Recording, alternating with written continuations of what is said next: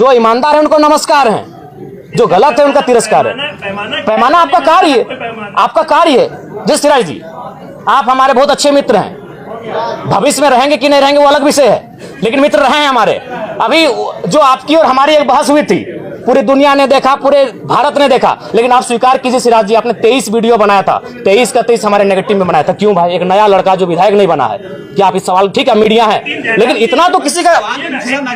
सदन में लगभग 3 सत्ता पक्ष के नेताओं ने मैया सम्मान योजना पर बहुत ज्यादा बहस किया था, महिमा मंडन किया था। तो मैंने ये तर्क दिया था कि आप 2500 रुपए पर महिमा मंडन कर रहे हैं और आप सैलरी 2 लाख का ले रहे हैं, आप टीएडीए लाख का ले रहे हैं, तो आप भी इनको में कटौती कीजिए, इन सुविधाओं का त्याग कीजिए। आज मैं फिर कह रहा हूं कि जिस दिन ये विधेयक पारित होगा इस सदन में कि विधायक की सैलरी 2,13,000 ना होकर 60,000 होगी, एक चतुर्थ तृतीय वर्ग कर्मचारी के समान, पहला विधायक का हस्ताक्षर जयराम महतो का होगा। लेकिन आप सही बोले थे कि जयराम महतो जो बोलता सो करता। सवाल था कि क्या जयराम महतो सरकारी सुख सुविधा नहीं लेंगे या आवेश में ये चीजें बोल रहे हैं? नहीं, आज भाषा जो है नहीं, मैं पुनः कहूंगा, आज पहला विधायक हम होंगे, क्योंकि आप उस पहला बात है कि रील्स का दुनिया है, आप उसे रील्स के तर्ज पे लेके जाते हैं। मैं आज पुनः कहूंगा, जिस दिन ये विधेयक पारित होगा, जिस दिन ये त्याग होगा, पहला विधायक हम होंगे।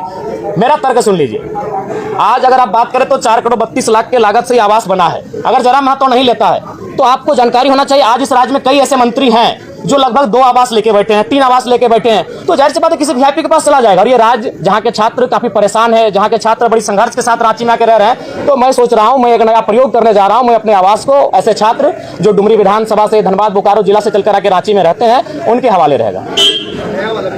हाँ, नया भी, नया पुराना कोई जो मिलेगा। अभी फिलहाल अपने दोस्त के यहाँ रहते हैं। जयराम जी, और वैसे कौन से मुद्दे हैं जिनको लेकर बाद में आपका जो विधायक बनने के बाद जो बदल गई है? गाड़ी को लेकर भी सवाल, गाड़ी तो कई विधायक लिया है, लेकिन आपने ये कहा था कि हम विधायक बने दोस्त की गाड़ी से चलेंगे और उसमें लिखा रहेगा कि ये गाड़ी विधायक जी का दोस्त। जी, लेकिन मैंने पहले ही कहा है कि मैं अपने सिद्धांतों से, अगर आवाम को नुकसान ना हो, एक बहुत बड़ी आबादी को कोई नुकसान ना हो, तो मैं अपने सिद्धांतों के साथ रहूंगा। जैसे अभी मैं चप्पल पहन के नहीं आता हूं, मेरे इस वचन से मेरी आवाम को कोई नुकसान नहीं है, जयराम महतो को भी व्यक्तिगत नुकसान नहीं है, लेकिन मेरे गाड़ी वाले मसले से मेरी आवाम को भी नुकसान था। नुकसान कैसा था? मान के चलिए प्रत्येक दिन हम लोग 3,000-4,000 रुपए का पेट्रोल भरते हैं। अभी ड्राइवर हमारे पास आएगा, 2 ड्राइवर मैनेज होंगे, यानी 2 बेरोजगार युवा रोजगार से जुड़ेंगे, और वो तभी होगा जब वो गाड़ी का रजिस्ट्रेशन आपके नाम से होगा। अभी सपोज दैट अगर मेरे बाबा जनता दरबार अभी झारखंड में ओपन कोई लगाता है तो जयराम महतो लगाता है। आप प्रशंसा करें, हमारी बुराई करें, खिंचाई करें, अलग बात है, लेकिन जो चैलेंजिंग विषय है, मिट्टी में बैठ के कोई जनता, और उस समय बहुत सारी समस्या ऐसी आती है कि बाबू हमको 500 रुपए की मदद कर दीजिए, बाबू हमको हॉस्पिटल का मामला है, हमको दवाई घट गया है, तो अपनी हैसियत के अनुसार हम उसे उनका मदद करने का प्रयास करते हैं। तो अगर मान के चलिए सरकार से हमें 3 से 5 रुपए का टी आएगा और उसे अगर हम अपने उपयोग में लाएंगे, तो हम फिलहाल जो पैसा तेल में खर्च कर रहे हैं वो मेरे पास बचेगा, और जो लोग मेरे जनता दरबार में इन छोटी छोटी समस्याओं को लेकर आ रहे हैं, उनका समाधान हो पाने में हम सक्षम हो पाएंगे।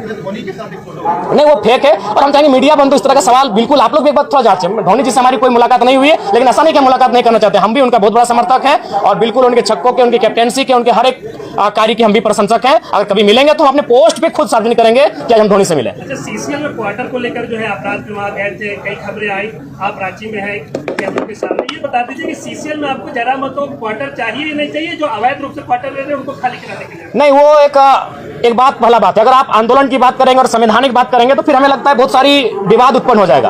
अगर आप कहेंगे कि कुछ आंदोलन के तरीके ऐसे होते हैं जो लगता है कि लीक से हटकर है, अगर आप झारखंड अलग राज्य की लड़ाई को जानते हैं और यदि आपके परिवार के कोई सदस्य झारखंड आंदोलन की लड़ाई में भाग लिए हैं, तो उस लड़ाई को भी आप कहीं ना कहीं ये मानेंगे कि सड़क जाम करना ये तो संवैधानिक नहीं था, लेकिन कभी कभी ऐसे क्रियाकलाप करने पड़ते हैं जिससे दिल्ली तक आवाज जाए। जो क्योंकि झारखंड आंदोलन सड़क जाम करके किया गया है, झारखंड आंदोलन बहुत बृहद पैमाने पर, तो कहीं ना कहीं वो जो मेरा मास्टर स्ट्रोक था वो इसी ध्यान को आकर्षण करना था कि जो लोग 5500 क्वार्टर में कब्जे पर है, कम से कम एक बार फिर से ये मामला राज्य में गरमाए। अगर इस हिसाब से देखा जाए तो अगर पुलिस को जगाना तो पहले चोरी करनी पड़ेगी, तब पुलिस जगेगा, भाई चोरी हुई तब जाएगा। नहीं, ये चोरी का सवाल नहीं है, ये राज्य का विषय है, चोरी एक मामूली विषय है इस राज्य। तरीके से तो इसी मुद्दों को नहीं उठाया जा सकता। नहीं, कभी रास्तों को, झारखंड आंदोलन इसी रास्ते से बना है। आप झारखंड आंदोलन अलग राज्य का समर्थन करते हैं, हाँ या ना? तो झारखंड राज्य बना ही उसी रास्ते से, तोड़ फोड़ से, बंदी से, इसीलिए उस सवाल को विराम दीजिए, आगे बात कीजिए। देखिए, जब सीढ़ी आप खुद बोले हम समर्थन करते हैं, आप अभी 30 सेकंड पहले बोले कि हम झारखंड राज्य का समर्थन करते हैं, तो मैं बताना चाहता हूं, चूंकि मैं एक आंदोलनकारी का बेटा हूं, झारखंड राज्य सड़क जाम करके लिया गया, इसलिए सवाल कब रखिए। अगला सवाल। वाजपेयी जी का कोई योगदान? देखिए, वाजपेयी जी अगर डायरेक्ट झारखंड राज्य दे देते, निसंदेह उनका योगदान है, कलम में उनका योगदान है, लेकिन क्रांति में झारखंडियों का योगदान है जिनका रक्त बहा है। आप विचित्र बात कर रहे हैं भाई। इसका मतलब जो लहू बहा, जो माए विधवा हो गए, उनका कोई योगदान नहीं है? मैंने कब कहा वाजपेयी जी का योगदान नहीं है? अगर उस हिसाब से आप कहेंगे तो भारत बनाने में लॉर्ड माउंटबेटन का भी योगदान है, क्योंकि जाते जाते कलम पंडित पावर क्या कहते हैं। कुर्मियों को लेकर के क्या विचार है? जी, कुर्मियों को लेकर मैं अपना स्टैंड पूर्व में भी क्लियर कर चुका हूं, आज भी क्लियर कर रहा हूं। मैं उनके शेड्यूल ट्राइब में जो मांग है उसका समर्थन करता हूं, लेकिन मैं एक तरीका चाहता हूं कि जो विवाद उत्पन्न हो रहा है वो विवाद ना उत्पन्न हो, क्योंकि भारत एक संवैधानिक देश है। भारत के संविधान आर्टिकल 48 के ए में वन्य जीवों की सुरक्षा की बात करता है। तो कुर्मी कौम इस राज्य की सबसे बड़ी एकल आबादी है, सबसे बड़ी एकल आबादी अगर इस राज्य की कोई है तो कुर्मी है। सबसे अगर शहादत की एक लंबी लिस्ट निकाली जाएगी तो आधी शहादत आपको कुर्मी कौम से दिखेगा, चाहे निर्मल महतो रहे, शक्तिनाथ महतो रहे, सुनील महतो रहे, ऐसे किस्से खत्म नहीं होंगे। तो वो कौम जिसने इस राज्य को बनाने के लिए अपना लहू तक बहाया है, वो कौम जिसकी जमीनों पे टाटा है। अरे भाई, आज आपके कोई ना कोई रिलेटिव टाटा में जॉब करते हैं तो जानिए वो जमीन कुर्मियों की है, चाहे टाटा घाटो रहे, टाटा जमाडोबा रहे या टाटा सिजवा रहे। आप नहीं करते, आपके मौसा करते हैं, मामा करते हैं, फूफा करते हैं, वो जॉब कुर्मियों की जमीन पर है। अगर आप टाटा में करते हैं, क्योंकि टाटा की 95% जमीनें जहां खनन का कार्य होती है वो कुर्मियों की है, चाहे टाटा घाटो रामगढ़ रहे या टाटा जमाडोबा धनबाद रहे या टाटा सिजवा धनबाद रहे। तो इसलिए भैया उस कौम ने जमीनों को भी दिया है, जानों को भी दिया है, और आज अगर वो संरक्षण मांग रही है तो इसमें किसी को आपत्ति नहीं होनी चाहिए। हाँ, मैं ये रास्ता चाहता हूं कि जब राज्य सरकार अनुशंसा करे केंद्र को कुर्मियों को एसटी में शामिल करने का, और जब केंद्र से वो लिस्ट वापस आए तो राज्य एक काम करे, जो लोग पूर्व में शेड्यूल में है उनको वहां रहने दिया है, और इनके लिए एक नया column farming tribe, agriculture tribe, एक नया ट्राइब का कॉलम लेकर आए और इनको संरक्षण दिया जाए। ये लड़ाई आरक्षण की नहीं है, ये लड़ाई संरक्षण की है। इसी सरकार में मंत्री है कमला लेना, वो बोल रहे हैं कि आप लोग आदिवासियों के हक में सिंधमारी करने के लिए जो है एसटी में शामिल होना नहीं, इसमें हक में उनको बोलिए इतिहास को पढ़े, अपने इतिहास को पुख्ता करे। 1931 जब अंग्रेजों का अंतिम जनगणना हमारे सामने प्रस्तुत हुआ था, उसमें 12 एक शायद घासी को हटाया गया और कुर्मी को, बाकी 11 लोग आज शेड्यूल ट्राइब में हैं, यानी 13 लोगों के साथ कुर्मी शेड्यूल ट्राइब, उसमें शेड्यूल ट्राइब नहीं था, उसमें प्राइमेटिव ट्राइब नाम था, उस सूची में सम्मिलित थे। बिल्कुल सरना कोड का हम बिल्कुल समर्थन करते हैं। एक आदिवासी कौम, चूंकि इस राज्य का निर्माण ही एक आदिवासी राज्य के रूप में हुआ है और आदिवासियों की भावना सरना धर्म कोड पे आधारित है, अतः उनका इस धर्म कोड की मांग को सरकार पुरजोर तरीके से लागू कराने के लिए पहल करे। धन्यवाद, जोहार, नमस्कार। जयराम जी, एक सवाल, आपके जो आलोचक हैं वो आपको केजरीवाल बता रहे हैं झारखंड का। अरे तो बहुत बड़ा बात है यार, केजरीवाल 10 साल सीएम रहे, तो केजरीवाल कोई कम? केजरीवाल का आप आलोचना कर सकते हैं, लेकिन उन्होंने जिस विजन को दिल्ली के माध्यम से देश को दर्शाया उसको आप नकार नहीं सकते हैं। पिछली बार तो आप भी केजरीवाल की आलोचना नहीं, केजरीवाल की आलोचना के लिए नहीं, केजरीवाल से तुलना जी नहीं, बिल्कुल हमारी तुलना कैसे हो सकती है? वो कहाँ सीएम रह चुके, हम विधायक हैं। नहीं, हम लोग अपना रोड मैप अलग बनाएंगे। जयराम जी, तुलना इसलिए नहीं हो रही कि वो सीएम है, तुलना इसलिए हो रही है कि आप जो सुविधा की बात कह रहे थे वो भी तो कहाँ ले रहे हैं सुविधा को? बताइए कौन सा सुविधा हम ले रहे हैं? नहीं, आपने जो कहा था जयराम जी से पहले, हम तो आपको तो कम से कम चर्चा करना चाहिए कि एक विधायक वर्षों बाद आया है। आज अभी अंदर हम सुनिए आपको बता रहे हैं, जब हम अंदर जाते हैं ना, और जितने भी कर्मचारी हैं विधायक छोड़ के, उनको क्या फील होता है मालूम है? कि मेरे घर का बच्चा विधायक बन के आया है। बाकी विधायक, अब तो वो अंदर चुके, आपको कैमरा अलाउड नहीं देखिएगा, बाकी विधायक से मिलते हैं, माननीय के तर्ज पे मिलते हैं, हमसे मिलते हैं, कंधे पे हाथ रखते हैं, ऐसे मिलते हैं, हम कभी उनको नहीं बोलते, क्योंकि उनको लगता है हम उनके घर का बच्चा है, जबकि एक माननीय का प्रोटोकॉल होता है। कई वीडियो हमारा देखिएगा, दरोगा एक थाना प्रभारी हमको ऐसे हाथ पकड़ लेता है, जबकि हमारे दोस्त हमें कान में कहते हैं कि प्रोटोकॉल के हिसाब से आपसे बहुत जूनियर है, वो आपके साथ ऐसा व्यवहार नहीं कर सकते हैं, तो हम उनको बोलते हैं कि उनको कभी नहीं लगा कि हम उनका विधायक है, उनको लगता है कि हमको छोटा भाई है। आप अंदर जाइएगा, वो चलेगा। जो लोग गलत है उनको माफ नहीं किया जा सकता है। जो हमने सिराज जी पहले कहा है कि जो ईमानदार है उनको नमस्कार है, जो गलत है उनका तिरस्कार है। पैमाना आपका कार्य है, आपका कार्य है। जिस सिराज जी, आप हमारे बहुत अच्छे मित्र हैं, भविष्य में रहेंगे कि नहीं रहेंगे वो अलग विषय है, लेकिन मित्र रहे हैं हमारे।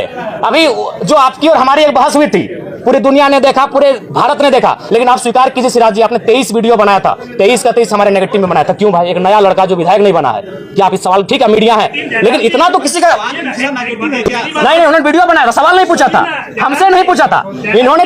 नहीं सिराज जी, हमको बोलने दीजिए। सिराज जी, आपसे निवेदन है, माननीय से बड़े भाई सिराज जी, क्यों? वही तो सवाल है, क्यों आपने सीरियल नंबर बनाया? नहीं, सीरियल बनाइए, वो क्यों देखेंगे? कोई नहीं देखेगा।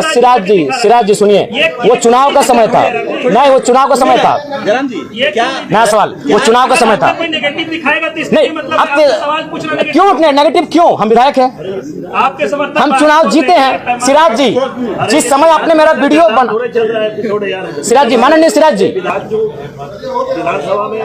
राज्यपाल का जो अभिभाषण है, विपक्ष जो है उसे झूठ का पुलिंदा बता रहा है, देखिए क्या लगता है? नहीं, देखिए पूर्णता अगर विपक्ष, क्योंकि विपक्ष में बैठे लोग भी काबिल हैं और राज्यपाल एक संवैधानिक पद होता है, उस पद की गरिमा है, उस अगर अभिभाषण को पढ़ते हैं तो कुछ विषय आपको लगेंगे हाँ ये ठीक ठाक है, लेकिन कुछ विषय ऐसा आपको लगेंगे कि ये धरातल पर है ही नहीं। तो कहीं ना कहीं कुछ त्रुटियां हैं उनमें, कुछ असत्यता है, इस बात को भी स्वीकार करना होगा। आज इस राज्य की जो आवश्यकताएं हैं, स्थानीय नीति अभिभाषण में कहीं जिक्र नहीं है। इस राज्य की आवश्यकता है सरना धर्म कोड, अभिभाषण में कहीं जिक्र नहीं है। इस राज्य की सबसे बड़ी आबादी ओबीसी, कहीं जिक्र नहीं है। आप वो कहते हैं कि ओबीसी को सशक्त करेंगे, कैसे? कई जिलों में आपने ओबीसी का आरक्षण को जिलावार में 0 कर दिया। ये कौन सा है, ये कौन सा भारत आप बना रहे हैं, कौन सा राज्य बना रहे हैं आप? महागठबंधन की सरकार है, महागठबंधन नारा देती है सामाजिक न्याय। उनसे पूछिएगा सामाजिक न्याय का मतलब क्या होता है? सामाजिक न्याय का मतलब क्या होता है? जिसकी 54% आबादी है, आप उनको शून्य कर रहे हैं जिलावार बहालियों में। ठीक है, आप जो शेड्यूल ट्राइब है उनकी आबादी अनुमानित 26 है, आप 26 दे रहे, स्वागत है। शेड्यूल कास्ट उनकी आबादी 10 है, आप उनको 10 दे रहे हैं, स्वागत है।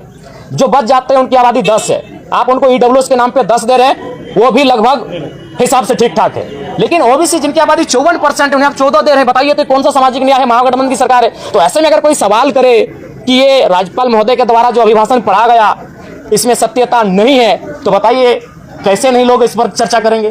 बात करें 54% आबादी का आरक्षण कहाँ है? ठीक, धन्यवाद। बहुत